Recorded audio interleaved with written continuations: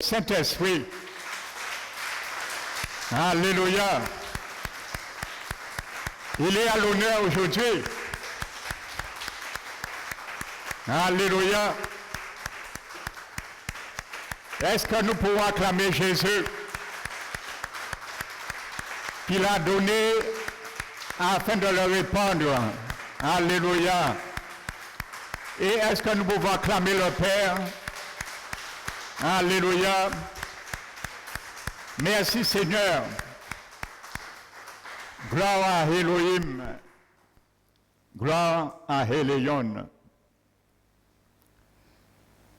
Seigneur, ta parole nous dit que le roi David, qu'il est mort, et son sépulture demeure encore à nos jours. Mais comme il savait que les prophètes avaient prophétisé avec serment qu'il y aurait un successeur assis sur son trône. Et c'est sa résurrection de Jésus-Christ qu'il a annoncée. Et là, les apôtres ont dit, nous sommes témoins de ces choses. Élevé à la droite de Dieu, Jésus-Christ a reçu de sa part le Saint-Esprit qui avait été promis. Et il a répandu, comme vous le voyez et l'entendez. Alléluia. Merci Seigneur Jésus. Le jour où tu as été glorifié, car c'était et ça résultait de répandre, Seigneur, ton Esprit Saint sur chacun de nous, le jour où tu as commencé à bâtir ton Église, Seigneur. Nous te remercions encore pour ce grand mémorial que nous célébrons aujourd'hui, en ce dimanche de Pentecôte, qui nous rappelle cela, Seigneur. Merci, Saint-Esprit de Dieu. Pour ma part, je m'humilie sous les mains tout-puissantes de mon Dieu, afin que ton onction tombe sur ma personne encore, et que Saint-Esprit, je te donne la gloire ce matin, de me booster dans la parole ce matin, afin que tu glorifies le Seigneur Jésus, et que le Père soit glorifié en lui. Merci Seigneur, que ce message, Seigneur, puisse tomber au plus profond de chaque cœur que tu as préparé comme un terrain propice, favorable pour accueillir ce matin ce grand cadeau du ciel, le Saint-Esprit de Dieu. Merci Père, nous te remercions et te glorifions pour toutes choses au nom de Jésus-Christ. Amen. Alléluia.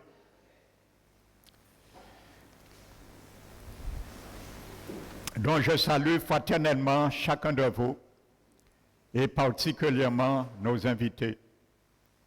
Amen. Donc tu as la bonne place ce matin, car le Seigneur va nous parler ce matin. Amen.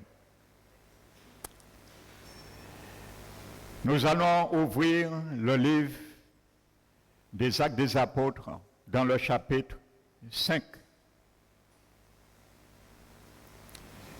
Amen.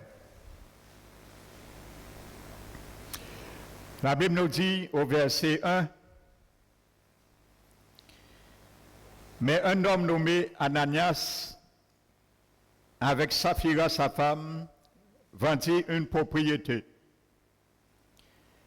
et retient une partie du prix.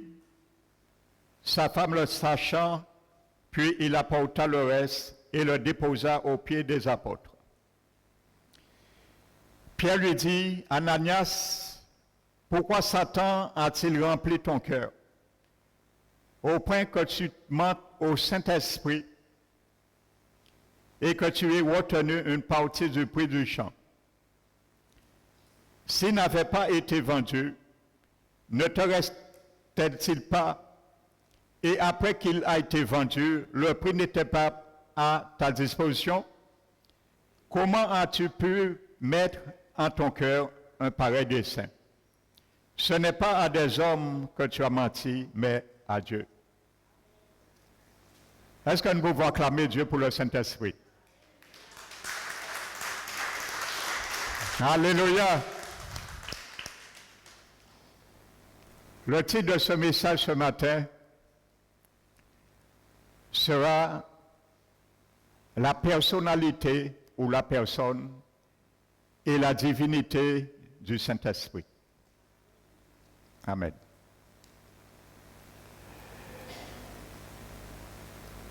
Vous savez, le Seigneur Jésus a dit dans Matthieu 16, « Je bâtirai mon Église. » Alléluia. Donc Jésus, seul, est l'architecte. Amen. Le Saint-Esprit est l'ouvrier engagé pour cela. Nous sommes, et tous ceux et celles qui sont appelés à être dans cette construction, nous sommes les pierres vivantes. Alléluia. Donc nous sommes le matériel et l'instrument que le Saint-Esprit va utiliser pour cela s'appelle la parole de Dieu. Amen. Alléluia. Le livre de Romains, le chapitre 8, verset 9 nous dit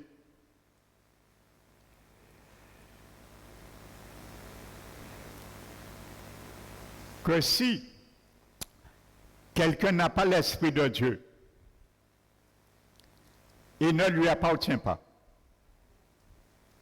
C'est clair. Donc tu peux faire tout ce que tu veux,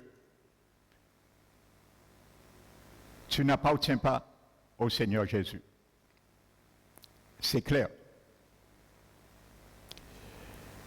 Et il poursuit. Et il dit, et si Christ habite en vous, amen, le corps, notre corps physique,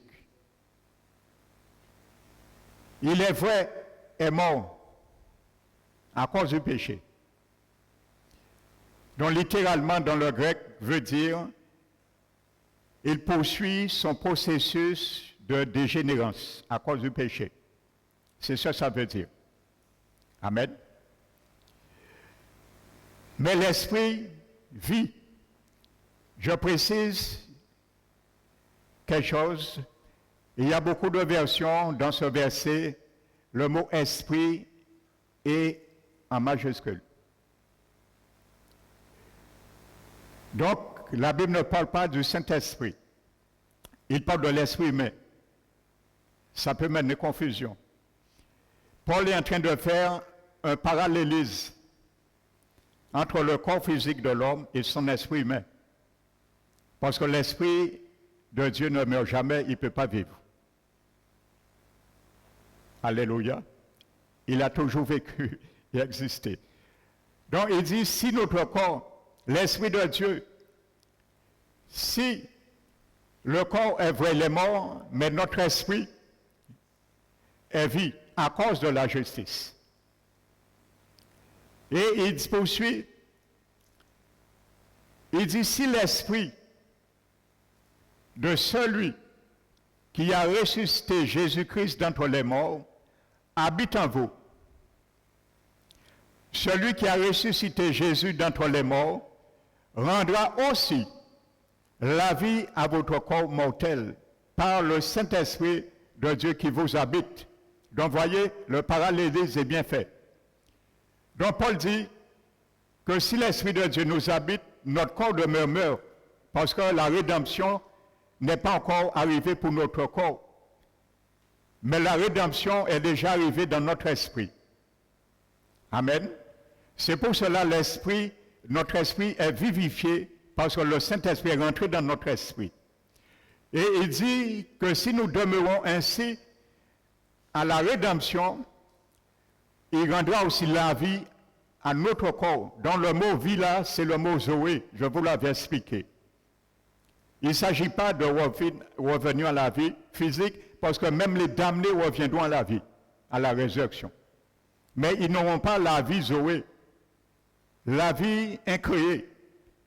Ça veut dire que notre corps aura la vie, une vie incréée qui ne pourra jamais mourir, il ne pourra jamais tomber malade, incorruptible, ainsi de suite, comme il est décrit dans Corinthiens 15. Alléluia. Donc le Saint-Esprit, c'est celui qui t'attitre et qui te donne la marque que tu es un enfant du Seigneur ou pas. Alléluia. C'est le Saint-Esprit qui nous a régénérés. Amen. Tite chapitre 3 le dit. Il dit, lorsque l'amour de notre Dieu, notre Sauveur et sa bonté pour les hommes a été manifesté, il nous a sauvés, non à cause des œuvres de justice que nous aurions faites,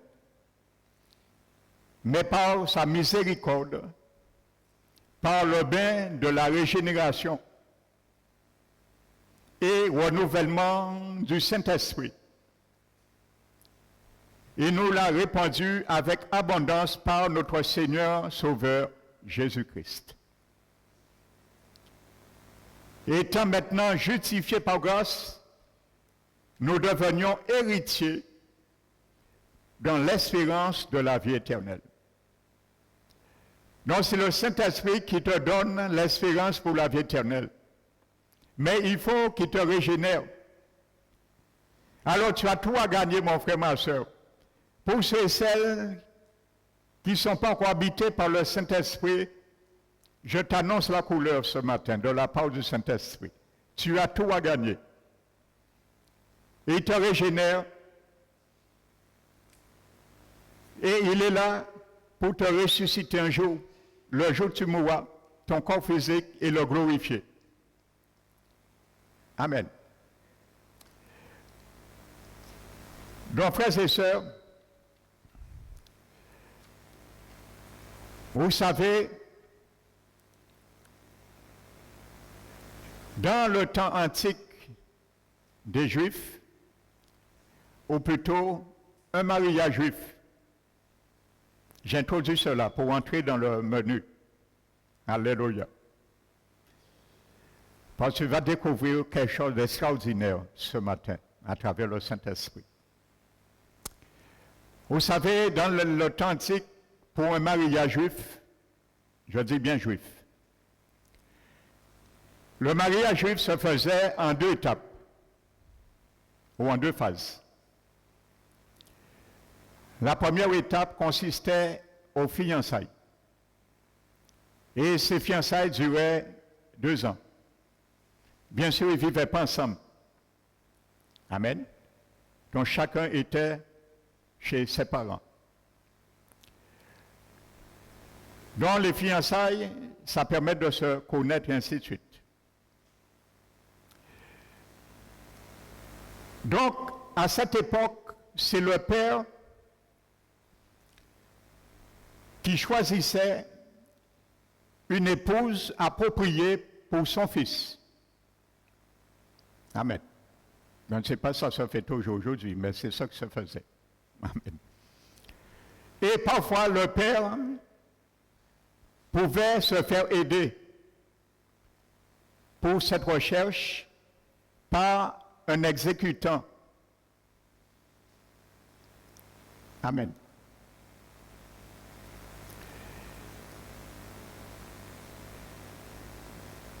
Il envoyait cette personne.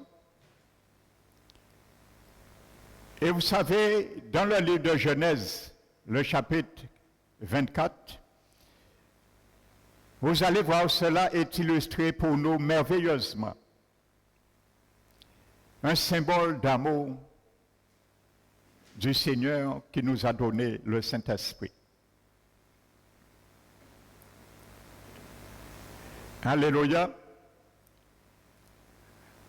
La Bible nous dit qu'Abraham, il va chercher une épouse pour son fils Isaac. Mais lui, il va faire comme, je le viens de le souligner, il va se faire aider par un agent exécuteur, en la personne de son serviteur qui s'appelle Eliezer de Damas. Ce nom est donné dans Genèse 15, verset 2, je crois. Lorsque Dieu lui avait fait la promesse, il a dit, mais non, mais il n'a pas bien compris. Il a dit, mais non, mais j'ai un seul héritier, c'est Eliezer de Damas. Or, Dieu lui parlait de son fils. Amen. Vous savez, le mot hébreu, Eliezer veut dire celui qui console et consolateur. Alléluia. Je viens sur un terrain avec toi ce matin. Donc c'était l'agent exécutif. Et voyez, vous allez voir, il porte le nom du Saint-Esprit. Et il n'y a pas de hasard. Et il envoie Eliezer chercher une épouse. Mais dit Eliezer, attention, ne va pas prendre une épouse parmi les filles des Cananéennes, d'où je suis parmi eux, mais d'aller prendre une jeune fille dans mon pays. Donc ça nous fait voir déjà que le Seigneur veut une épouse qui a son ADN au ciel. Alléluia. Et pas dans ce monde. Bien que nous sommes, c'est là qu'il le prend, mais spirituellement, vous allez comprendre par la suite. Et Eliezer dit à Abraham, Abraham, c'est l'image de Dieu le Père. Eliezer, c'est l'image du Saint-Esprit, parce qu'il porte son même nom. Alléluia. Et son fils Isaac est l'image de Jésus-Christ. Donc Eliezer dit à Abraham, mais si cette fille ne veut pas venir vers ton fils, qu'est-ce que je fais? Il faut toujours envisager les difficultés lorsque Jésus nous appelle. Parce qu'il y aura toujours des difficultés à accepter l'engagement et l'appel. Alors Abraham lui dit, en tout cas, sache, si elle ne veut pas venir, ça c'est son problème. Mais mon fils ne va pas s'engager à venir vers elle, où qu'elle est.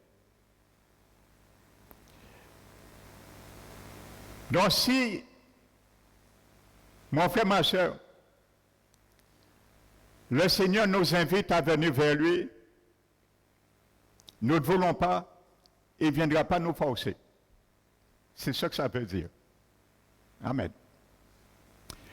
Et en finalité, il dit, OK, il prête serment. Et il arrive au pays, proprement dit, et il s'assit près d'une source d'eau. Et il dit, Seigneur, il demande à l'Éternel un signe pour savoir quelle serait l'épouse du fils de son maître Abraham.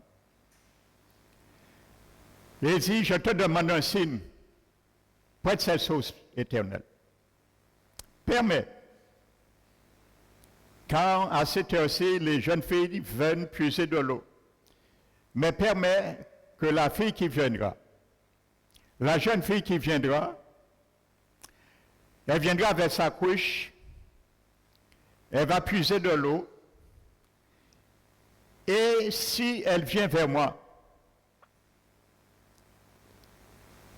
et je lui demande à me donner à boire, si elle me donne à boire de sa couche, et aussi à tous mes chameaux, je saurai avec certitude que cette jeune fille est faite pour ton fils Isaac. Alléluia. Et tel dit, l'abbé dit, lorsqu'il a fait cette prière, une jeune fille apparaît, s'accouche et se présente. Alors, Élisée court vers elle et dit, et la fille, il dit, peux-tu me donner à boire? La fille lui dit, mais bien sûr. Et la fille lui dit, mais attends, si tu as des chameaux, je vais m'occuper de tes chameaux. Elle a fait 3, elle est venue.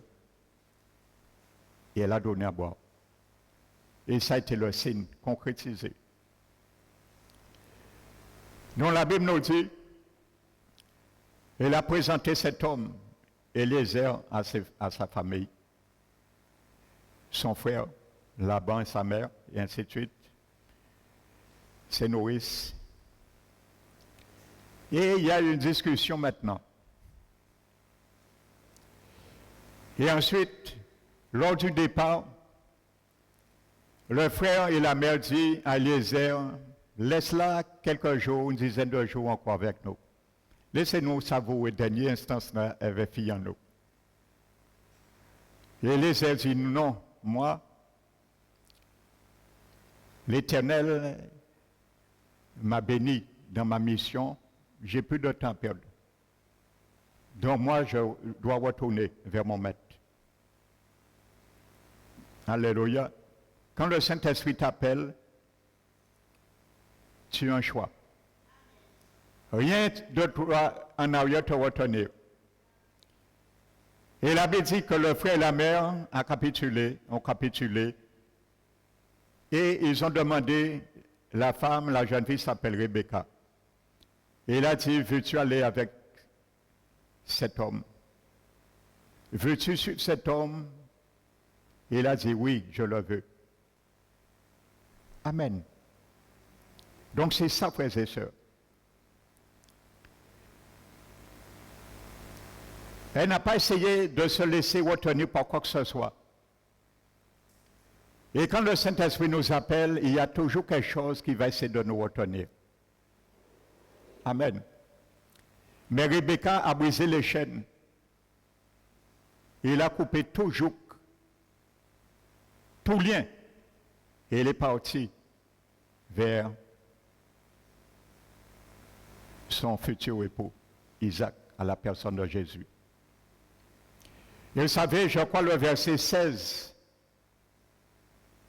tout est fait pour nous éclairer spirituellement. Le verset 16 nous dit que cette jeune fille Rebecca était vierge. Elle n'avait connu aucun homme, l'avait encore touché. Et regardez bien ce que Paul dit aux Corinthiens. Dans le chapitre 11 de la deuxième épître de Corinthiens, chapitre 11. Paul dit, permettez-moi un petit peu de folie de votre part. Il dit, je suis jaloux de vous comme une jalousie de Dieu. Car je vous ai fiancé à un seul époux, pour vous présenter comme une vierge pure à notre Seigneur Jésus. L'Église, frères et sœurs, est une vierge pure. Rebecca, certes, elle était vierge au départ, mais l'Église du Seigneur, c'est chaque personne qui est habitée par le Saint-Esprit.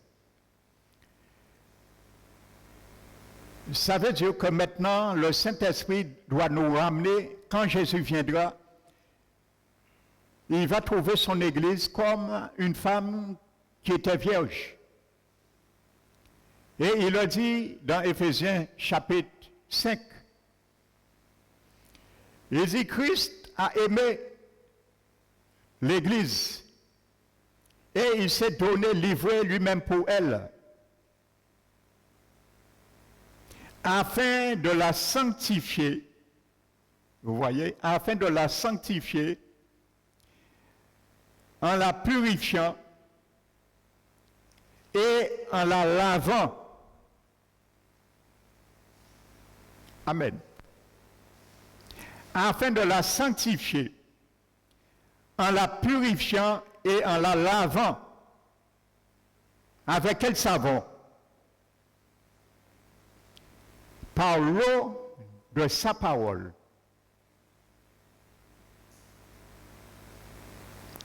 Le savon avec lequel que l'Esprit Saint va te laver, mon frère, ma soeur, le jour où tu as accepté Jésus comme son époux, s'appelle l'eau de sa parole. Voici la marque du savon. Alléluia. C'est bien ça qui est écrit dans ta Bible. Afin de la sanctifier, en la purifiant et en la lavant par l'eau de sa parole. Si tu n'aimes pas la parole de Dieu, tu ne seras jamais lavé. Et si tu n'es pas lavé, tu ne seras pas une vierge pure quand Jésus revient, comme Rebecca. Afin de la trouver sans tache, ni ride, ni rien d'irrépréhensible, mais pur et irréprochable quand Jésus revient. Donc voici l'histoire de Genèse 24 avec nous l'Église. Amen. Recherchez la sanctification. Recherchez plutôt la paix avec tous et la sanctification, sans laquelle nul ne verra le Seigneur. Il est clair. Donc il y a des images, ce n'est pas pour rien que Dieu dit que Rebecca était vierge. Parce qu'il nous le démontre spirituellement, le langage est spirituel dans la Bible. Amen. Alléluia. N'oubliez pas, Jésus a dit dans l'évangile de Jean 6, 44, « Nul ne vient vers moi, si ce n'est le Père qui est dans les cieux qui l'attire. » Alléluia. Qui a tiré Rebecca vers Isaac? Abraham, le père. Et par qui elle a été attirée? Par le réquisitoire d'Élisée, l'agent exécuteur, qui est la personne, l'image du Saint-Esprit. Nul ne peut venir à moi, Jésus a dit. Si le Père qui est dans le ciel ne l'attire par le Saint-Esprit. Alléluia. Amen.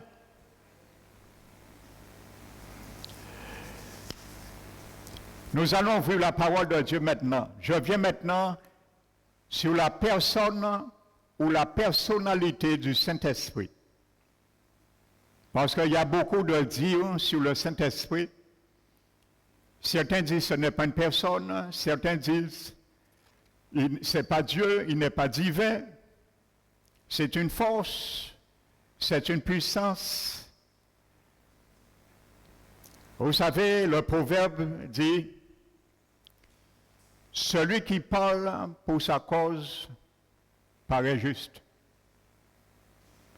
Mais ensuite, on demande la partie adverse et on la vérifie. C'est ça que nous allons faire. Ma partie adverse, c'est la parole. Et la Bible dit qu'un témoignage est authentifié sur la déposition de 2 ou 3 témoins. Je vais prendre plusieurs témoignages dans la Bible pour confirmer ce que je te dis. Que premièrement, le Saint-Esprit est une personne. Parce que si tu habites, ou si tu es là, tu n'es pas encore habité par le Saint-Esprit, c'est très facile. Je vais t'inviter à le faire avant de partir dans ce lieu. Il rentrera en toi. C'est une personne. Il faut que tu saches qui il est. Pour que tu n'aies pas peur de lui. Pour bien savoir qui est rentré en toi.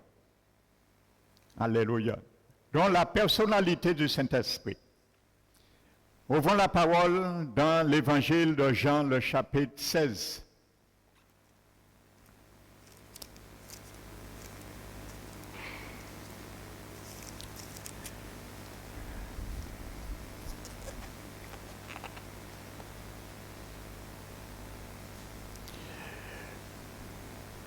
Verset 7. Jésus dit cependant, je vous dis la vérité. Il vous est avantageux que je m'en aille, car si je ne m'en vais pas, le consolateur ne viendra pas vers vous. Mais si je m'en vais, je vous l'enverrai. C'est ça qui s'est passé à la Pentecôte. Jésus était au ciel et il envoyait le Saint-Esprit. Amen.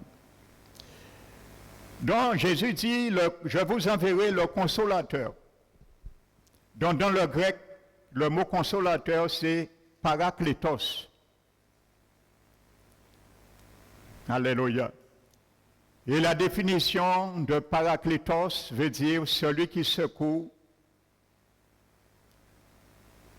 avocat, celui qui se tient à côté de quelqu'un, comme Élisée. Exactement. Le nom d'Élisée, si on veut dire. Lui, il est l'agent aussi, exécutant de Dieu le Père. Parce que lui, il est l'agent et il cherche une épouse. Il l'a trouvée, mais n'oubliez pas, Jésus a dit, je bâtirai mon église. Donc l'épouse, ce sont toutes les pierres que le Saint-Esprit vient dans le monde et il retire chaque pierre dans cette carrière du monde. Il les lave par le sang de Jésus. Et lorsque ces pierres qui étaient des pierres mortes, il les lave avec le sang de Jésus et il les place dans le fondement pour l'édifice de Jésus, son Église. Ce sont des pierres vivantes, des hommes et des femmes. Ce ne sont pas des matériaux physiques. Si tu cherches l'Église du Seigneur dans le monde entier, tu ne vas jamais la trouver. Elle n'existe pas. C'est une entité spirituelle. C'est des hommes et des femmes. Alléluia. Les matériaux, c'est nous. 1 Pierre 2 nous dit, si vous avez goûté que le Seigneur est bon, approchez-vous de lui, pierre vivante, rejetez des hommes, mais choisis précieux devant Dieu. Et vous-même, comme des pierres vivantes, édifiez-vous pour former une maison spirituelle, afin d'offrir des sacrifices spirituels à Dieu par Jésus-Christ. Alléluia. C'est une pierre vivante. Amen. Donc, le Saint-Esprit, le mot paraklétos, pour consolateur. Et il est aussi employé comme avocat dans 1 Jean 2, 1. Écoute bien. 1 Jean 2, 1 parle de Jésus comme notre avocat. Petits enfants, que si nous avons péché, nous avons un avocat devant Dieu, lui le juste et fidèle, qui peut compatir à nos besoins et à nos faiblesses. C'est le même mot qui est traduit là, paraklétos. Et il parle, paraklétos parle de Jésus. Amen. Donc Jésus, tu sais, Jésus c'est un homme. Alléluia. Donc le même mot grec qui est traduit pour Jésus est traduit pour le Saint-Esprit. Aussi, paraklétos. Amen. Donc, étymologiquement, paraklétos désigne celui qui est appelé à côté de quelqu'un. Et ce mot paraklétos, dans le grec antique, était utilisé uniquement pour une personne et un juriste. Le mot parakletos, tu peux demander cela à un grammairien grec. Et il te dira ce que je te dis. En grec, le mot parakletos n'est jamais utilisé pour autre chose qu'une personne. Jamais on n'utilise cette expression pour une chose. Alors les sectes qui disent que l'Esprit Saint est une chose, une force impersonnifiée, ils pèdent totalement la bataille. Alléluia.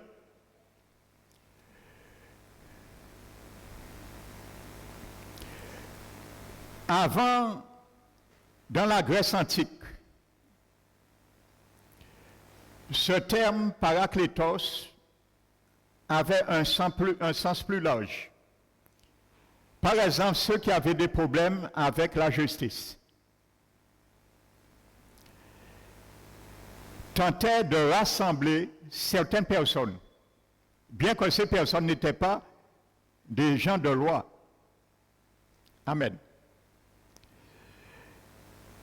Ça pouvait être, mais forcément, ils n'étaient pas forcément des gens de loi. Donc, ces gens n'étaient pas des gens de loi, mais pour être appelés paraclés, simplement, il leur suffisait de se présenter au tribunal et de dire simplement cela. Je n'étais pas là lors des faits, je n'ai donc pas vu ce qui est arrivé, mais je connais mon ami et je sais qu'il n'aurait jamais fait cela. C'était pour susciter la sympathie des juges. Amen. Simplement ça. Et cette personne, ces gens étaient considérés comme un paraclet, qu'on appelle paraclétos. Des gens qui étaient venus pour secourir juridiquement quelqu'un qu'on avait condamné, accusé innocemment, injustement. Amen. Donc voici la définition de ce mot. Quand Jésus a dit que je vous enverrai un autre consolateur. Et n'oubliez pas, Jésus dit aussi que je ne vous laisserai pas orphelin. Amen. Quand je m'en irai, je ne vous laisserai pas orphelin. On a pris ce terme en pensant que l'orphelinat, c'est quelqu'un qui n'a ni mère ni père. Ce n'est pas de ça que Jésus parlait. Il faut comprendre dans le langage aussi, avant, lorsqu'un professeur enseignait à un disciple, celui qui enseignait, le professeur, il enseignait à ses disciples, ses élèves, on les appelle des disciples. Et quand ce professeur décédait, on disait que les disciples sont devenus orphelins parce qu'ils n'ont plus de professeur pour les enseigner. Donc Jésus avait ce langage et les disciples avaient aussi et comprenaient ce langage. Quand Jésus leur a dit cela, ils savaient que Jésus disait, moi je parle, j'étais votre enseignant, votre professeur, mais je vais vous envoyer un excellent professeur comme moi, en parlant du Paraclétos et disant, je ne vous laisserai pas orphelin. Alléluia. Donc le Saint-Esprit est un enseignant. Dis à la chaise là, chaise, enseigne-moi. Est-ce qu'il pourra te parler? Alors les sectes qui disent que l'Esprit Saint n'est pas une personne, ils ont tout à perdre aujourd'hui. Alléluia. Amen. Alléluia. Heureusement, c'est toi qui l'as dit. Mais je viendrai sur eux tout à l'heure, ne t'en fais pas. Tu as déjà nommé le nom. Le verbe maintenant, toujours Jean. La Bible nous dit, verset 8, il convaincra le monde, ainsi de suite. Ce mot convaincre dans le grec, c'est le mot elencho. Ce mot veut dire, frères et sœurs, signifie mépriser, reprendre ou adresser un reproche, accuser, reconnaître coupable, dénoncer ou exposer, mettre en évidence une faute, réfuter.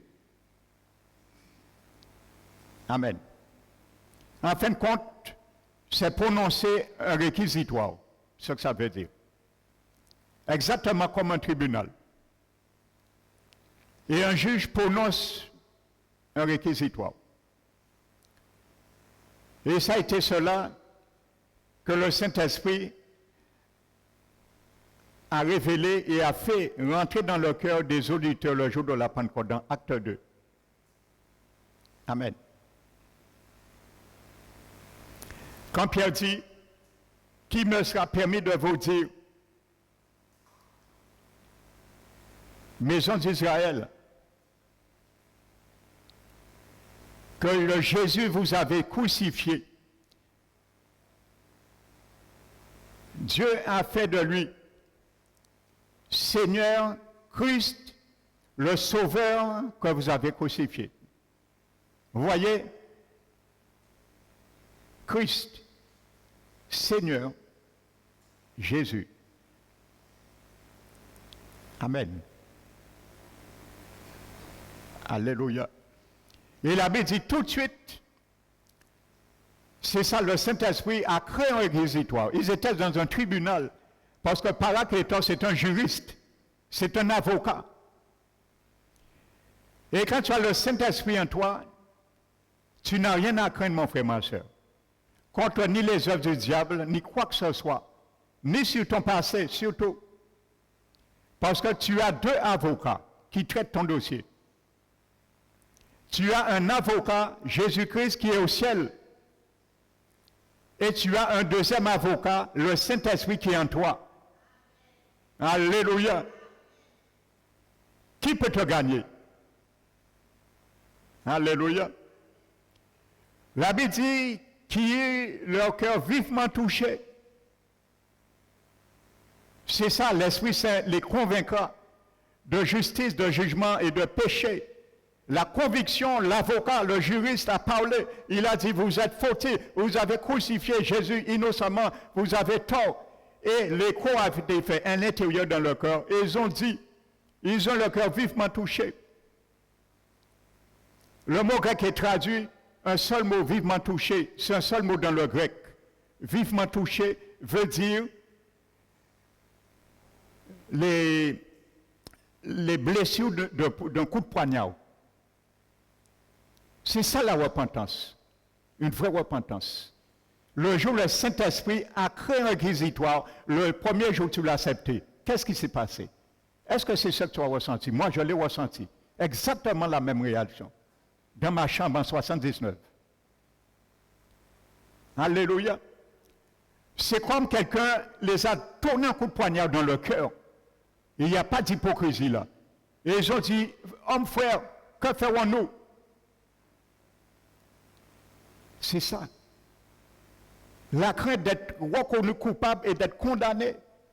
Ça, ce n'est pas venir accepter Jésus à la légère. Ça, c'est une vraie repentance, frères et sœurs. Alléluia. Donc, c'est ça que le Saint-Esprit a fait. Alléluia. Et le mot annoncer, toujours, il vous annoncera les choses à venir. Dans le verset 13, toujours de Jean 16, et qui a pour objet les choses à venir, ne signifie pas nécessairement annoncer quelque chose de nouveau. C'est comme ça on l'a compris. Il vous annoncera les choses à venir.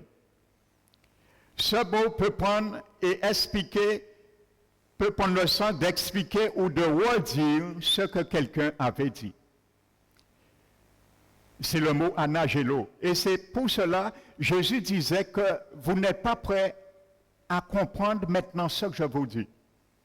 Mais vous allez le comprendre. Par exemple, quand Jésus, dans Jean 13, faisait le lavement des pieds, il avait dit à Pierre, ce que je fais, tu ne vas pas le comprendre maintenant. Parce que Pierre a compris que c'est un lavement physique que Jésus demandait à faire. Mais il n'a pas compris le message spirituel. Et Jésus lui a dit, tu ne comprendras pas, mais tu comprendras après. Il a compris après, frères et sœurs. Donc c'est ça que ça veut dire le mot anagelo. Amen. Annoncer les choses à venir. Deuxième témoignage, toujours dans Jean 16 et verset 13. Jésus a dit, quand le Saint-Esprit viendra, il vous annoncera, ainsi de suite. Il vous. Alléluia.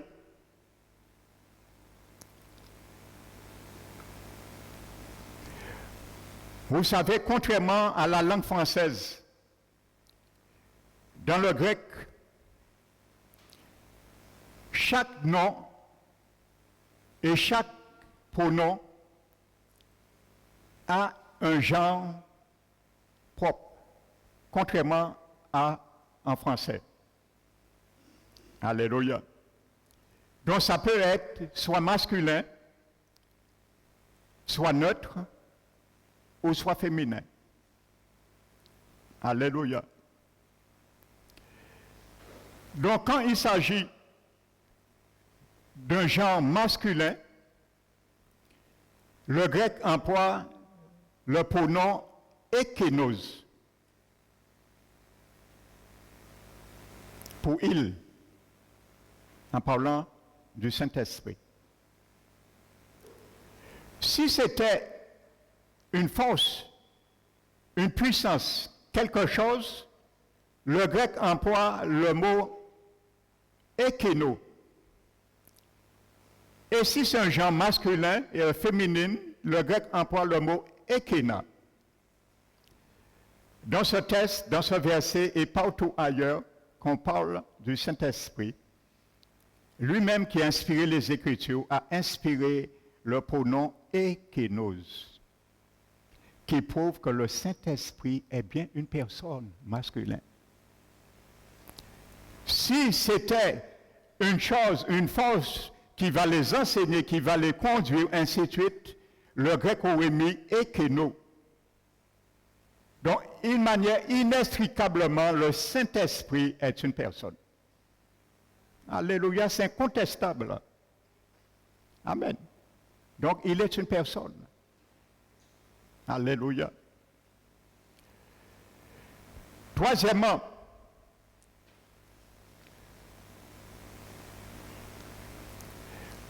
le pronom indéfini, autre, que Jésus dit, je vous donnerai un autre consolateur. Dans le grec, il existe deux mots différents pour le pronom indéfini autre. Il y a allos et il y a hétéros. Quand le grec emploie allos, on parle du même genre, de la même nature, de la même chose, la même article, 100%. Et si on emploie hétéros pour un autre, c'est quelque chose de complètement différent. Je prends un exemple. Je vais dans une librairie. Je prends un livre. Je regarde le livre. L'histoire me convient. Je dis au commerçant, donnez-moi un autre livre. Mais si c'est en grec je parle, je dis allos. Donc elle sait que j'ai demandé un autre livre du même article. Et il va m'apporter le même livre. Donc si elle se trompe et elle m'apporte un autre livre, je pourrais lui dire, mais non monsieur, madame, je ne vous ai pas demandé hétéros. Je ne vous ai pas demandé un autre livre, je vous ai demandé un livre pareil que celui que j'ai. Exactement la même. Donc, dans cela, l'Esprit Saint a inspiré dans ces versets pour le pronom défini allos, pour bien montrer que le Saint-Esprit sera à 100% ce que Jésus. Il aura la nature de Jésus. Il aura la divinité, l'essence divine que Jésus a. L'amour de Jésus. Les fruits, les dons de Jésus. Les vertus de Jésus. Il sera un homme comme Jésus. Alléluia. Donc, un troisième témoignage, que le Saint-Esprit est une personne. D'une manière incontestablement. On ne peut pas réfuter cela. Ça me fait penser, le frère Teddy et moi, il m'avait demandé un jour de venir pour discuter parce qu'il y avait 2 témoins Jéhovah. Pendant qu'il n'était pas là, il faut leur dire pour que vous sachiez qui sont ces gens-là. Pendant qu'il travaillait, il venait ensorceler sa femme avec des doctrines de démons. Et son épouse lui a dit ça, il m'a dit, est-ce que je peux venir ensemble et discuter avec eux? Et nous sommes venus, et le thème qui devait discuter, c'était sur le Saint-Esprit. Et je suis venu. Et après, j'ai trouvé giflé. Nous sommes restés 3 heures de temps à débattre sur cela. Tout ce que je vous dis, et en plus, parce que je n'aurai pas le temps de tout dire sur cela. Vous savez, lorsqu'on a terminé, qu'est-ce qu'ils nous ont dit? On ne les a pas donné un seul verset pour les convaincre que l'Esprit Saint est une personne. Mais c'est ça, nous. Alors, quand vous êtes dans l'aveuglement, pas perdre de temps à discuter ces gens-là. C'est ni prier bayo pour que bon Dieu tire le voile d'aveuglement là. Donc voici, frères et sœurs. Alléluia. C'est comme si je rentre dans un restaurant et je demande un jus. Un jus mélangé, je ne sais pas, un cocktail. Et je dis, donnez-moi un autre jus. Et j'utilise à l'os. Ça veut dire, on va m'amener le même jus que j'ai goûté. Pas un autre mélange. Sans quoi j'aurais dit, je ne vous ai pas demandé hétérose. Est-ce que vous comprenez, frères et sœurs? Alléluia. Amen.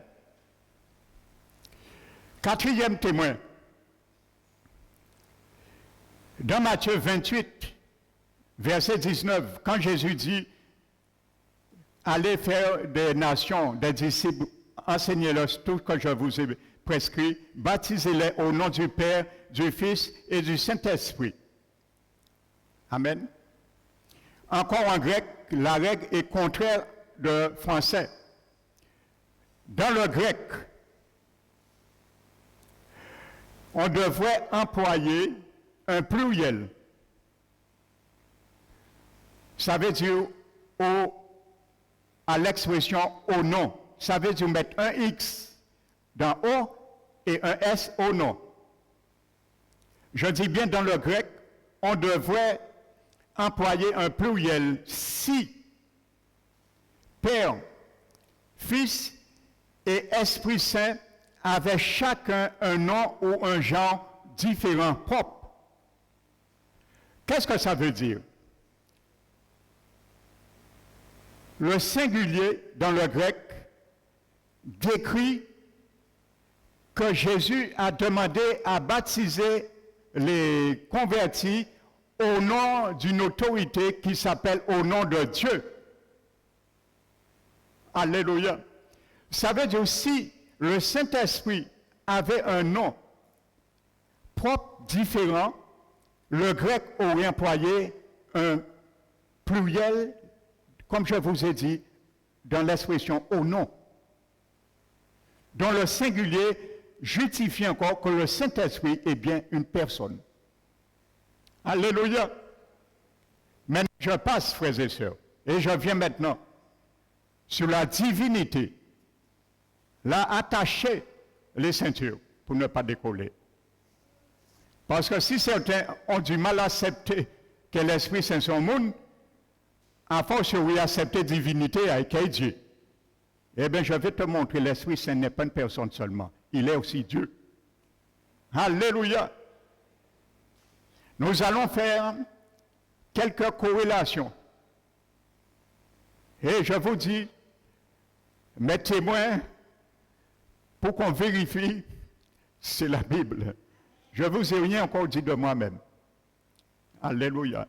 Nous allons faire quelques corrélations. Alléluia. Pour définir que l'Esprit Saint est aussi Dieu. Amen. Regardez le psaume 95.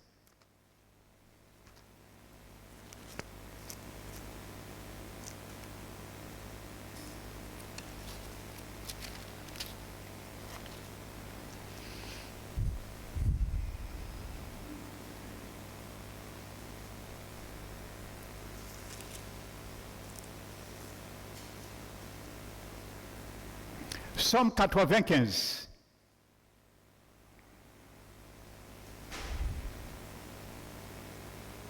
Verset 6. Venez, prosternons-nous et humilions-nous. On se prosterne devant qui? On adore qui? Uniquement Dieu. Nous sommes d'accord. Fléchissons les genoux devant l'Éternel, notre Seigneur, notre Créateur. Amen. Car il est notre Dieu. Alléluia. Et nous sommes le peuple dont il est le berger, le troupeau que sa main conduit. Oh, si vous pouviez écouter aujourd'hui sa voix, n'endurcissez pas votre cœur, comme à Mériba, comme à la journée de Massa dans le désert, où vos pères me tentèrent, m'éprouvèrent, quoiqu'ils avaient vu mes œuvres. Alléluia. Nous allons prendre Hébreux 3. Ne perdez pas, gardez cela en main. Hébreux chapitre 3. Tu vas voir qui est-ce qui parlait dans le psaume 95 au peuple Israël. Qui est-ce qu'on appelle l'Éternel? Qui est-ce qu'on appelle le Créateur? Qui est-ce qu'on appelle le Dieu? Hébreux nous le confirme, chapitre 3. Verset 7. C'est pourquoi, selon ce que dit le Saint-Esprit. Est-ce que tu peux acclamer le Saint-Esprit ce matin? Car il est Dieu. Alléluia. C'est pourquoi, selon ce que dit le Saint-Esprit, qu'est-ce qu'il a dit? Il a une bouche alors. Mais si nous bouche, son monde. Mais en plus, il est Dieu. Et oui, il est Dieu. On l'appelle, Psaume 95, le Créateur, le Seigneur, le Dieu. Et Hébreux nous le confirme, cette réalité. Qu'est-ce qu'il disait dans le Psaume 95? Aujourd'hui, si vous entendez sa voix, la voix du Saint-Esprit, il parle. Alléluia. Le Saint-Esprit en toi a une voix, il te parle. C'est pour cela Paul a dit, n'attristez pas le Saint-Esprit qui est en vous et que vous avez été scellés pour le jour de la rédemption. Ne l'attristez pas. Tu attristes une chaise? Ma soeur, dis quelque chose à la chaise pour l'attrister. Tu ne peux pas attrister une chaise. Donc le Saint-Esprit peut être attristé. Il a un cœur. Alléluia. N'endurcissez pas vos cœurs, ainsi de suite. Exactement. Donc tu es conscient que c'est l'Esprit Saint qui a parlé dans le Psaume 95. Alléluia. Amen. Deuxième corrélation, Alléluia.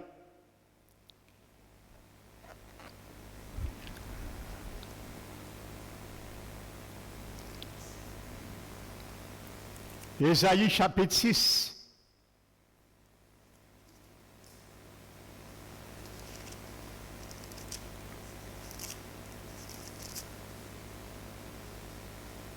Ésaïe chapitre 6.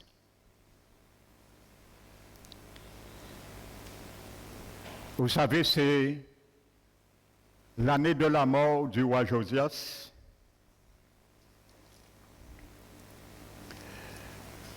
Amen. Et le prophète Ésaïe a une grande vision dans le temple qui existait. Mais regardez ce qu'il dit. Nous prenons à partir du verset 7. Il dit, il en toucha ma bouche, et il dit, ceci a touché tes lèvres, ton iniquité, un séraphin, est enlevé, ton péché est expié. Le prophète Jérémie dit, j'entendis la voix du Seigneur. Il entend un Seigneur qui parle. Le Seigneur a une voix, disant, qui enverrai-je et qui marchera pour nous? Ce Seigneur n'est pas tout seul. Parce qu'il ne dit pas, qui marchera pour moi, mais pour nous. Il y avait la Trinité. Ils étaient ensemble là. Le Dieu unique, mais manifeste en trois personnes. Le Père, Jésus et le Saint-Esprit. Mais regardez ce qu'il est dit. Le Seigneur dit, qui enverrai-je? Vous savez, le verset 12-13, je crois, dans Jean 16, décrivent l'omniscience du Saint-Esprit. Et la Bible nous dit que l'Esprit Saint est omniprésent, omniscient et omnipotent. Alléluia. Qui enverrai-je? Il prend des décisions. Alléluia. Il est venu pour cela. Quand le Saint-Esprit rentre dans une maison, la première chose qu'il commence à faire, quand il entre en nous, il commence à prendre des meubles.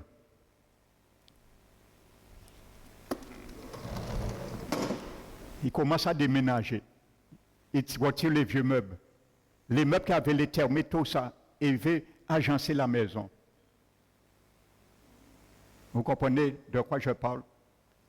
Tous les mauvais, ce qui est en nous, il commence à nettoyer ça. Il commence à mettre l'ordre dans la maison.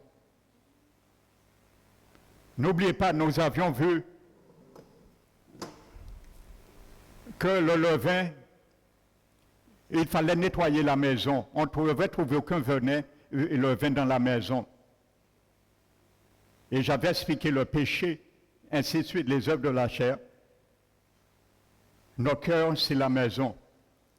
Nous devons nettoyer, chercher partout dans cette maison où il y a du levain aussi, quand nous sommes en Christ. Amen. Donc le Saint-Esprit, qui enverrai-je et qui marchera devant nous? Et je répondis, me voici, envoie-moi. Regardez ce que Paul va nous dire dans Acte 25.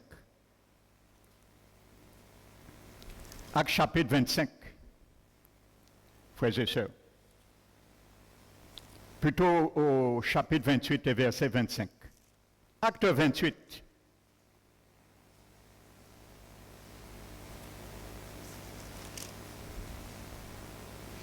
Il y avait un désaccord.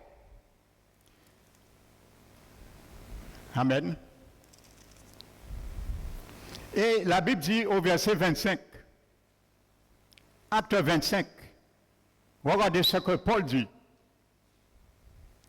Comme il se retirait en désaccord, Paul n'ajouta que ces mots. c'est avec raison que le Saint-Esprit, parlant à nos pères par le prophète Ésaïe, alléluia, reprends Ésaïe 6, ne perds pas acte 28, reprenons Ésaïe 6.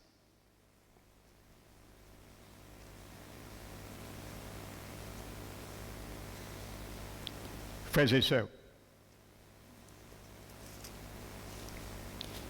quel est le message que ce Seigneur, dans Ésaïe 6, a donné à Ésaïe?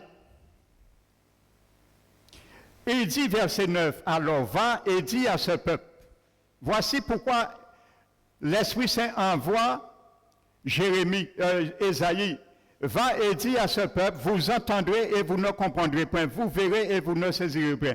Rends insensible le cœur de ce peuple, endurcis ses oreilles et bouches, ainsi de suite. Paul confirme cela. Il dit,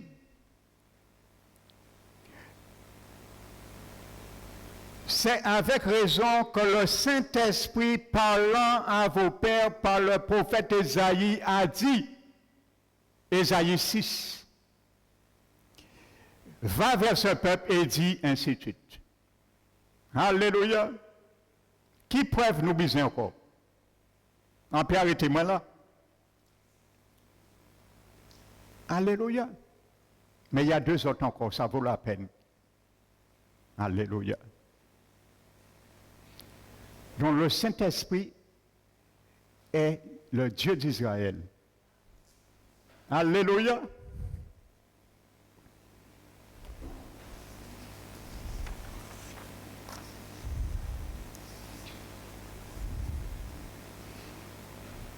Jérémie 31.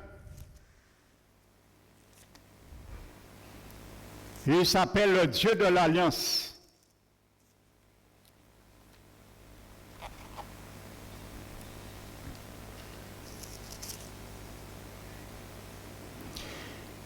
Verset 31. Voici les jours viennent, dit l'Éternel, où je ferai avec la maison d'Israël et la maison de Juda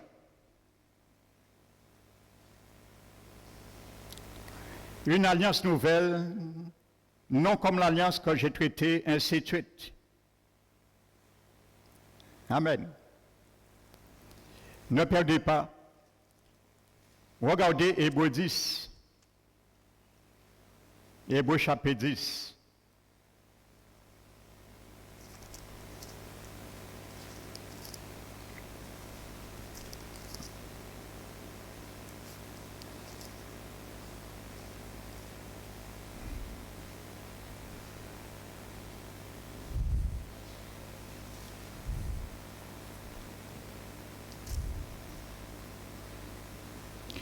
Amen. Ne perdez pas Jérémie 31. Prenons Hébreux chapitre 10, verset 15. C'est ce que le Saint-Esprit nous atteste aussi. Car après avoir dit, qu'est-ce qu'il a dit dans Jérémie 31? Eh bien, la même chose, il le dit dans Hébreux. Voici l'alliance que je ferai avec eux, ainsi de suite. C'est le Seigneur et le Dieu qui a parlé pour Jérémie, dans Jérémie 31. Alléluia. Et pour finir, frères et sœurs,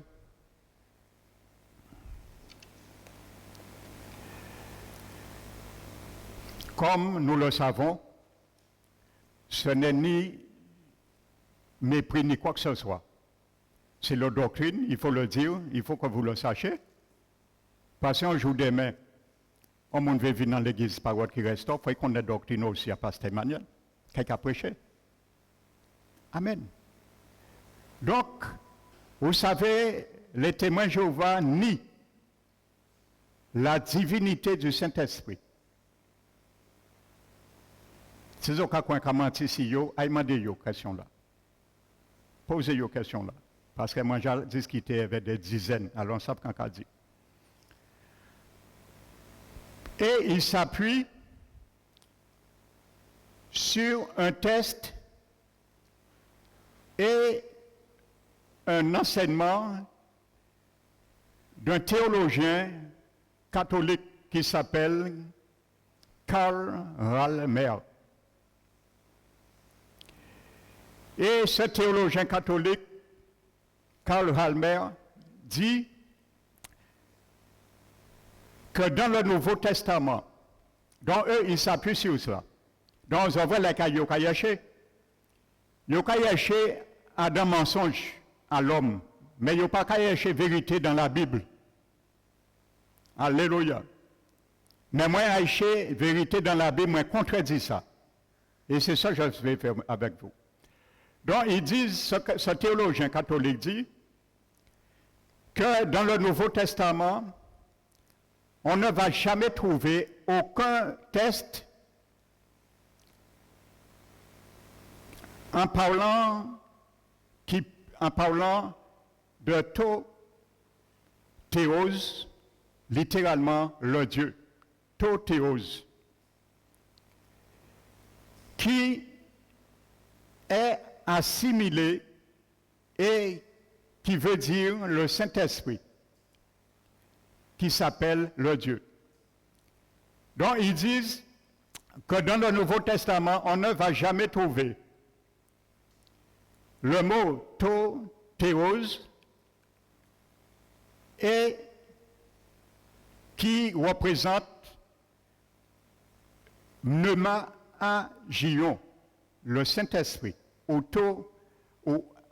pneumato-agion dans le grec, le Saint-Esprit. Le texte que j'ai pris en préambule, je vais conclure avec le même test. Mon frère te dit, excuse-moi, prends le tableau pour moi. Puis je te le mettre là pour moi, s'il te plaît. Nous allons prendre un test et nous allons voir deux versets qui se suivent. Le verset 3 et le verset 4. Dans Acte 5. Alléluia. Acte chapitre 5.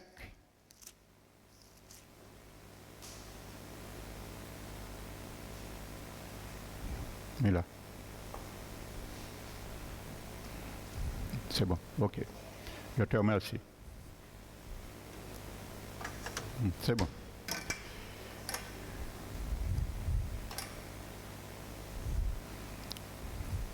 Ma soeur ne voit pas. C'est pas long. Amen.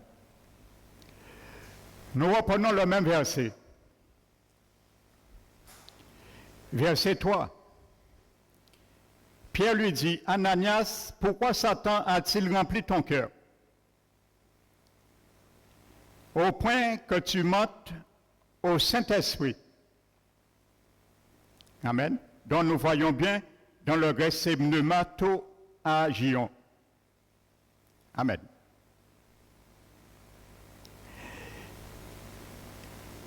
Et le verset 4 nous dit, comment as-tu pu mettre en ton cœur un pareil dessein?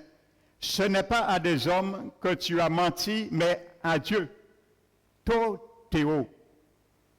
Donc voyez bien, ça contredit le théologien Karl Rahner et aussi les témoins de Jéhovah qui ont copié sur ce théologien. Nous retrouvons les deux termes. Et vous savez, ces deux versets, on peut faire une équation. Amen. Et nous allons faire l'équation.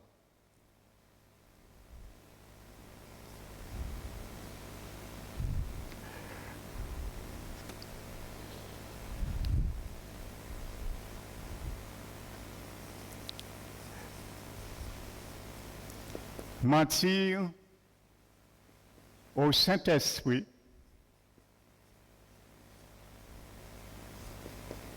égale mentir. C'est ce qui est marqué dans la Bible. Amen. mentir à Dieu.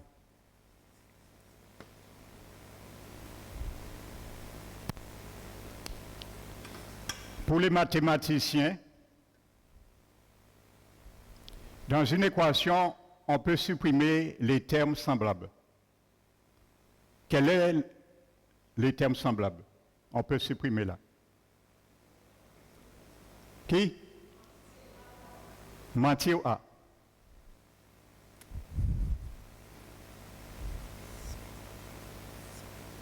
Qu'est-ce qui reste?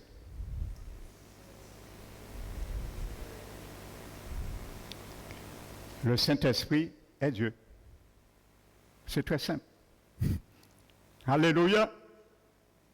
Amen. Donc, il est bien Dieu. Amen.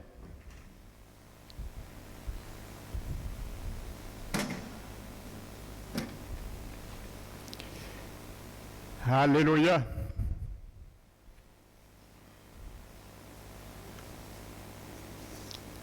Donc, on trouve bien le mot théos qui est égal et employé pour le mot pneumatoagion. Alléluia. Le Dieu et le Saint-Esprit qui est Dieu. Alléluia. Amen. Donc, ce matin, je vais m'arrêter à là. Il y a beaucoup d'autres choses à dire sur cela, mais je crois que nous avons suffisamment de matériel très costaud pour démanteler tous ceux et celles qui viendront vous dire demain que l'Esprit Saint c'est une chose ou une force impersonnifiée, afin de les réfuter. Parce que Paul a dit de réfuter et de condamner les doctrines de démons. Alléluia. Parce qu'on te fait croire l'Esprit Saint n'est pas une personne, tu n'auras jamais une communion avec Jésus. Parce que c'est Jésus qui l'a envoyé et il est la même personne que Jésus. Alléluia. C'est pour ça que tu peux parler au Saint-Esprit.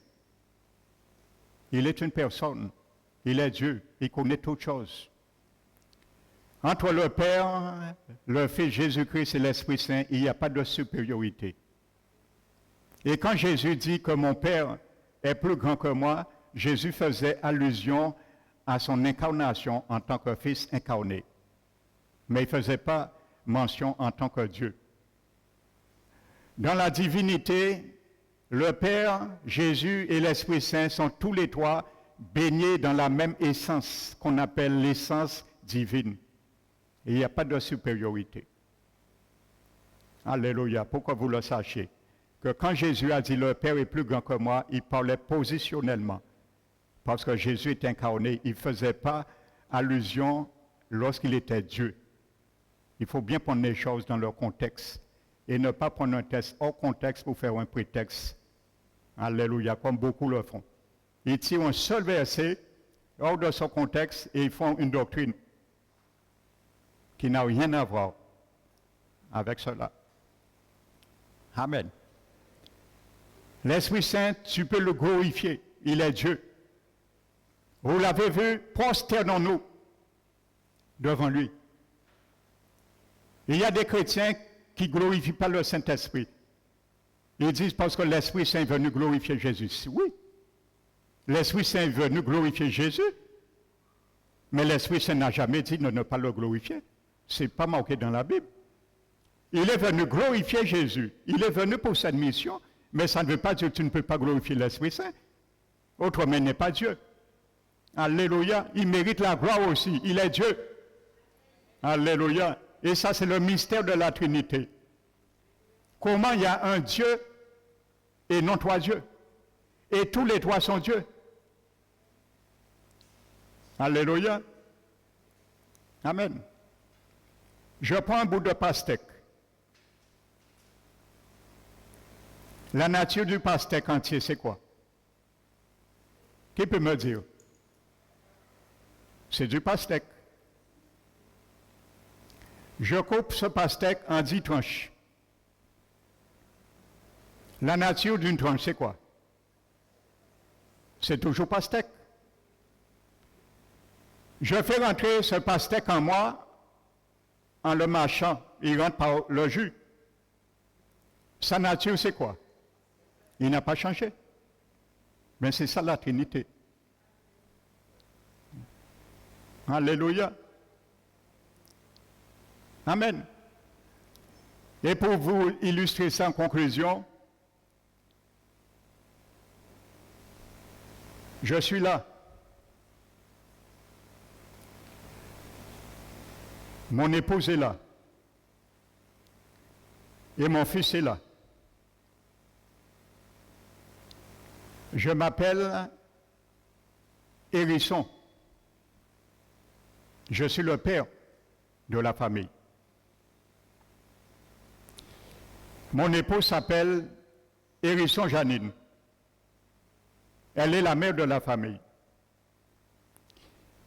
Mon fils s'appelle Joanne Hérisson. Il est le fils de la famille. Combien de familles qu'il y a là? Une seule famille. Et les trois portent quel nom? Et ils portent pourtant le même nom, mais il y a une seule famille. C'est ça la Trinité. Il y a le Père qui est Dieu. Son nom de famille, pour illustrer cela, s'appelle Dieu. Dieu le Père. Jésus est le Fils. Mais sa famille, c'est toujours Dieu. Donc, Dieu le Fils. Et le Saint-Esprit aussi, son nom de famille, c'est Dieu. Mais il est le Saint-Esprit. Dieu est le Saint-Esprit. Combien de dieux qu'il y a? Un seul Dieu. Et combien de personnes qu'il y a dans cette famille divine? 3 personnes. Eh bien, voici le mystère de la Trinité. Une manière la plus simple de l'expliquer, physiquement, c'est cela, cette image. Alléluia. Il n'y a pas 3 dieux, il y a un seul Dieu. Mais dans cette famille divine, il y a 3 personnes. Jésus n'est pas le Père, et le Père n'est pas le Saint-Esprit. Et il n'y a pas de supériorité. Ils sont tous les 3 noyés, baignés dans l'essence divine, qui appartient uniquement à un Dieu. Il n'y a pas de supériorité. Alléluia. Et sache ce matin, si tu es habité par l'Esprit de Dieu, tu seras un jour un petit Dieu. Parce qu'à la résurrection, tu vas baigner dans la même nature divine et l'essence divine. Nous n'aurons jamais la possibilité de pécher encore. C'est fini. Ni de mourir, ni d'être malade, fatigué, c'est fini. Nous serons comme un Dieu. Parce que nous serons des petits dans la famille divine. Nous allons baigner à la résurrection, notre glorification, frères et sœurs. Vous ne savez pas qu'est-ce que la glorification de notre corps à venir. Nous serons comme Dieu. L'essence, l'ADN divine va rentrer en nous. Alléluia. Je vais être ici. Je vais simplement penser à me trouver en Allemagne. Je serai instantanément à la vitesse de la pensée en Allemagne. Car j'aurai le même potentiel que Jésus. Paul a dit aux Philippiens, nous sommes citoyens des cieux. Mais ce que nous sommes et ce que nous serons n'est pas encore manifesté. Mais il dit, lorsque ce que nous sommes sera manifesté, frères et sœurs, nous serons semblables à Jésus, car nous le verrons tel qu'il est. Semblable à Jésus. Le mot semblable, qui est traduit le mot grec qui est traduit par semblable, veut dire identique dans son essence. Alléluia. J'aurai la même essence divine en moi. Semblable. frères et sœurs. Voici ce qui nous attend. Donc ce matin, s'il y a quelqu'un ici, il n'a pas encore, Romains 8, 9 dit, si quelqu'un n'a pas l'Esprit de Dieu, il ne lui appartient pas. Et malheureusement, si tu meurs, sans avoir l'Esprit de Dieu en toi, tu meurs dans tes péchés. Et tu ne connaîtras pas la vie de ton corps lorsqu'il ressuscitera, la vie rédemptrice. Alors c'est une occasion favorable ce matin, si tu veux recevoir le Saint-Esprit de Dieu, que tu viens de comprendre ce qu'il est, où tu élèves ta main. C'est très facile et tu le recevras. Le Saint-Esprit de Dieu. Cette personne qui est venue, il veut faire de toi un nouveau parpaing. Jésus a commencé son Église en l'an de la Pentecôte. Donc son Église n'est pas achevée. Chaque jour, dans le monde, il prend des parpaings. Il les lave, des convertis et il les place. Et le jour qu'il aura pris un dernier parpaing. Vous savez, lorsqu'on commence un édifice, on commence par le premier parpaing. Et lorsque le dernier parpaing est mis, l'édifice est monté. Il y aura un dernier parpaing un jour. Lorsque cette personne sera sauvée, l'édifice sera achevé. À ce moment, Jésus viendra prendre son Église. Donc, si tu veux être, avant ce jour, un parpaing dans l'édifice, lève ta main. Si tu veux recevoir le Saint-Esprit de Dieu. Amen. Il suffit de croire et tu verras. Donc, si personne n'a levé sa main, je considère que tous ceux et celles qui sont ici ont l'Esprit Saint en eux. Et si c'est le cas, gloire à Jésus et que son nom soit glorifié. Mais si tu n'as pas levé ta main, tu ne l'as pas en toi, ce sera le pire des choses de refuser un tel cadeau qui est gratuit. J'espère que ce n'est pas le cas pour toi. Alléluia. Je vais finir un témoignage. Et il y avait une fois une femme qui nous avait visités. Et j'avais fait aussi un appel au salut. C'était la première fois que cette femme venait de la part d'une sœur de Basse-Terre. Et vous savez, pendant que j'insistais, j'ai senti dans mon esprit qu'il y a quelqu'un que l'Esprit avait envoyé ici pour sortir, sauver. Je l'ai senti. Vous savez, il y a des choses que l'Esprit, l'onction me fait ressentir. Méfiez-vous. Ou qui me donne à voir et je vois. Que ce soit ici ou ailleurs. Je ferme la parenthèse. J'ai insisté parce que j'ai reçu et je l'ai reçu vraiment dans mon esprit. Et cette personne ne s'est jamais manifestée. Donc, j'ai prié pour ceux et celles qui ont accepté Jésus comme Sauveur et Seigneur. Et ils sont partis. Et vous savez, j'ai insisté, j'ai dit que Dieu dit, il y a une personne ici, que Dieu t'a envoyé ici parce que le diable cherche à te détruire, ainsi de suite. Je ne vais pas rentrer en détail. Parce que je ne me rappelle même pas toute la parole, parce que quand on reçoit une parole de connaissance, ça vient du Saint-Esprit, c'est ponctuel. Parce que ça ne vient pas de moi. Et elle est partie, vous savez, lorsqu'elle est quittée ici, elle a dit à la sœur qui l'a emmenée, elle ne viendra plus jamais dans cette église. Et la sœur lui dit, pourquoi? Elle dit à la sœur, il y a des démons dans l'église. Alors la sœur lui dit, pourquoi? Il dit, quand le pasteur parlait, il invitait, elle a dit, elle voulait aller, mais il y avait quelque chose qui la retenait. Elle était incapable d'aller. Et lorsqu'elle est sortie, frères et sœurs, c'est en urgence qu'elle s'est retrouvée. Parce que le diable n'a pas rigolé avec elle. Elle a témoigné ça, la sœur. Elle s'est trouvée en urgence. Elle a fallu devenir folle. Et c'est pour ça qu'elle a dit, elle ne reviendra plus ici. Mais la sœur lui a dit, non ma sœur, il n'y a pas de démon à l'église parole qui restaure. C'est en toi qu'il y avait un démon. Et c'est dommage, tu ne t'es pas manifesté pour venir au Seigneur. Si tu avais accepté le Seigneur, peut-être tu serais délivré. Et rends gloire à Dieu que ta vie a été protégée par grâce et miséricorde. Alléluia. Amen. Alléluia. Donc, frères et sœurs, nous allons nous mettre debout. Alléluia.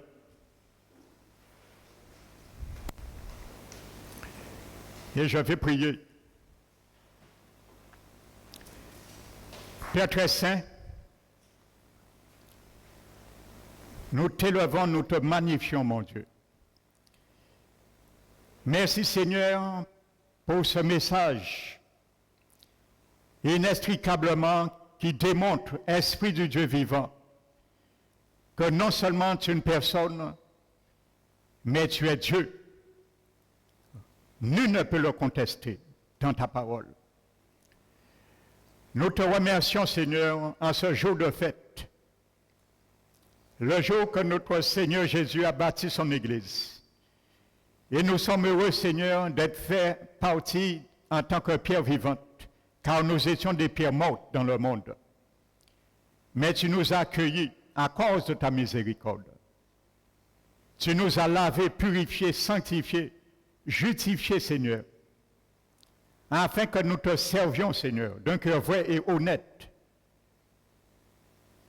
Nous te prions, Seigneur, à cause de la faiblesse de notre chair, ce que tu nous demandes à faire, parfois, Seigneur, nous n'arrivions pas.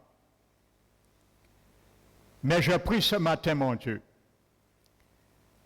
afin que la grâce, Seigneur, par ton esprit qui nous habite, que tu puisses, Seigneur, démanteler encore par l'assistance de ton esprit dans les conceptions erronées, dans notre mental cartésien, toutes forteresses, Seigneur, qui sont encore établies, vivants en nous, Père éternel. Je te prie pour ce moment, ce dimanche favorable, par l'assistance de ton esprit, que tu puisses, Seigneur, démeubler tous ces anciens meubles qui nous garnissent encore, Père, dans l'insécurité et qui nous assistent, Seigneur, malheureusement parfois loin de l'obéissance. Merci, Seigneur, que l'Esprit de Dieu agit ce matin dans chaque vie, dans chaque heure, ce matin. Je prie, Seigneur, Esprit du Dieu vivant, toi qui manifestes, que dit la Bible, il y a plusieurs ministères, mais un seul Seigneur. Il y a plusieurs dons, mais distribués par un seul esprit. Et diverses opérations qui sont manifestées par un seul Dieu et Père de tous. Et il y a beaucoup parmi nous, Seigneur, qui aspirent à des dons. Tu nous as mentionné, décrit quelques dons, Seigneur, qui ne sont pas exhaustifs dans ta parole. Et tu nous as dit d'aspirer les meilleurs. Je prie ce matin, mon Dieu, en ce jour de Pentecôte, Seigneur, que tu puisses, Seigneur, te manifester par un don particulier à tous ceux et celles qui aspirent à un don particulier, Seigneur, que ton Esprit, Seigneur, les distribue, afin qu'ils reçoivent ce matin ce don, Seigneur. Tu nous as dit d'aspirer au don. Alors ce matin, Seigneur, Esprit du Dieu vivant, que toi, tu distribues le don toi-même et que tu le donnes à qui tu veux, selon ton bon plaisir. Nous te remercions, Seigneur, afin, Seigneur, que ceux et celles qui ont reçu ce don, que les choses se confirment et se manifestent dans leur vie. Merci, Seigneur. Merci, Seigneur, par ton assistant, ton Esprit Saint en nous. Je prie, Seigneur, particulièrement que ton Esprit qui nous habite, que loin de l'attrister, qui ne puisse jamais ressortir, Seigneur. Alors, Seigneur, que ce matin, que l'Esprit de Dieu qui nous habite soit dans la joie. Soit dans la joie de chaque cœur ici ce matin. Père, nous te remercions. Je te remercie, Seigneur, tous ceux et celles qui n'ont pas pu venir ce matin dans ce lieu. que tu les assises, Seigneur, et que tu les donnes autant. Merci, Père. Nous te remercions, te glorifions. Au nom de Jésus-Christ. Amen. Alléluia. Nous allons remercier notre Seigneur en apportant